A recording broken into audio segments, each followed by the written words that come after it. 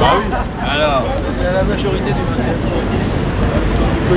majorité des élus, c'est-à-dire 23 sur 42, ont décidé de ne pas participer au conseil d'arrondissement de ce soir. C'est qu'il y a des problèmes de gouvernance avérés, voilà, depuis un certain temps, qu'expriment les élus d'arrondissement, voilà, donc, qui est de mon groupe, mais aussi d'une majorité des élus socialistes, des élus écologistes, des élus communistes. Nous avons décidé en commun, les trois groupes communistes, verts et socialistes, de boycotter ce conseil. C'est un boycott, une protestation, mais aussi la volonté de bien faire et de rester en phase avec nos habitants et nos valeurs. Ce qui a mis l'huile sur le feu, ça a été donc le dernier conseil d'arrondissement sur le non-soutien donc à la suppression des emplois aidés.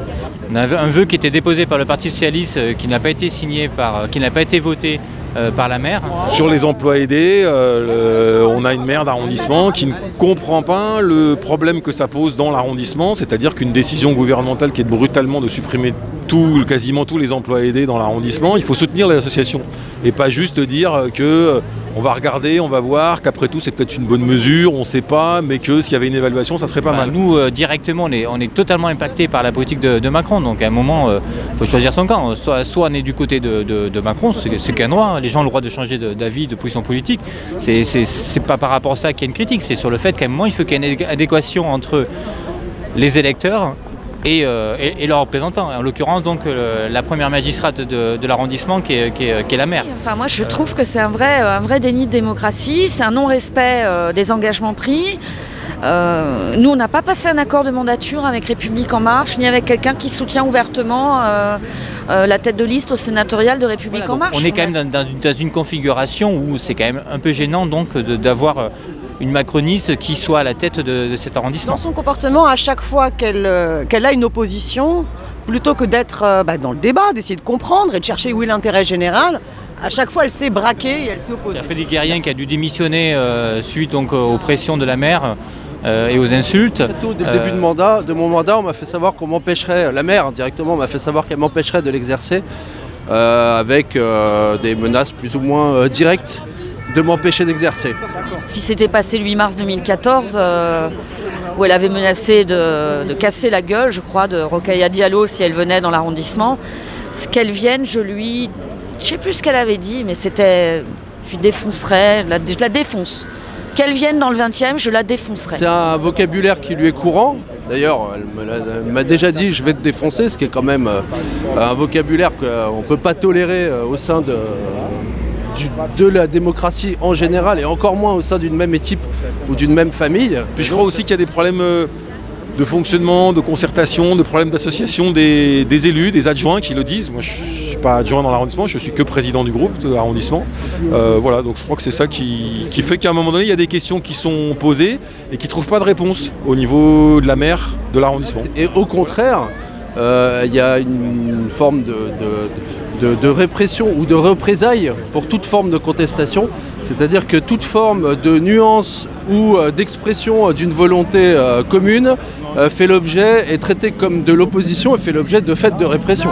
Depuis 2008 que j'explique à tout le monde que c'est pas possible, qu'on peut pas faire de la politique normalement avec une personnalité aussi autoritaire. Il y a plusieurs gouttes d'eau qui ont fait déborder le vase, mais la démocratie locale participative ne fonctionne pas, et là aussi c'est du tartuffe ou du guignol, c'est-à-dire qu'elle existe dans les discours, mais jamais dans les actes. Les problèmes de démocratie avec la maltraitance des conseils de quartier, la défiance totale vis-à-vis de tout ce qui peut être démocratie directe, la nécessité de rappeler systématiquement que seuls les élus ont la légitimité. Voilà, enfin ça c'est pas nouveau. On a bien vu qu'il y avait eu déjà des majorités de gauche alternatives à la maire qui s'étaient créées déjà depuis 3 ans au sein du conseil municipal du 20e. Donc le rassemblement de ce soir, c'est que le prolongement de divergences qui s'accroissent. On voyait bien qu'elle se situait, je dirais, à droite de valse, quoi. Après, il y avait déjà eu des dysfonctionnements dans le projet municipal. Moi, je pense au Carrefour, je pense à la Maison de l'Air, je pense aussi à Grésillon. Donc ça, c'était des indicateurs, mais qui ont pu être, pour Grésillon, déjà récupérés grâce à un investissement d'adjoints à l'hôtel de ville. Voilà, la Maison de l'Air aussi avec l'accueil du projet des halles civiques. Il y a quand même pas mal de dossiers sur lesquels régulièrement on est dans des problématiques, de tension, que ce soit sur le carrefour Gambetta, que ce soit sur la Maison de l'Air, que ce soit sur tous ces sujets sur lesquels je pense qu'on pourrait trouver des solutions, qui soient des solutions de compromis, sur lesquelles tout le monde ne serait peut-être pas d'accord. Mais en tout cas, on trouverait des questions qui soient des questions des solutions. Or, systématiquement sur ces questions-là, moins qu'on puisse dire, c'est que les réponses qui ont été apportées sont des questions qui ont plus rajouté de la tension qu'autre chose. Notamment sur le carrefour Gambetta, qui a été le dossier goutte d'eau qui a fait déborder le vase et sur lequel je ne pouvais plus me reconnaître dans une équipe municipale menée par cette maire. Le fait de montrer qu'une majorité du conseil d'arrondissement respectera quoi qu'il en soit le contrat de mandature sur lequel on a été élu, c'est un premier signal public qui nous permettra par la suite de continuer. Évidemment, ça crée de la complexité, mais en tout cas, on va rester engagé. Il y a tout un tas de projets que je fais avancer à la porte de Montreuil, à la porte de Vincennes, à Saint-Blaise, qui vont continuer à avancer. C'est un test en tout cas pour notre démocratie et sa capacité à apporter la représentation des citoyens que nous on porte et qui sera pour moi toujours la priorité.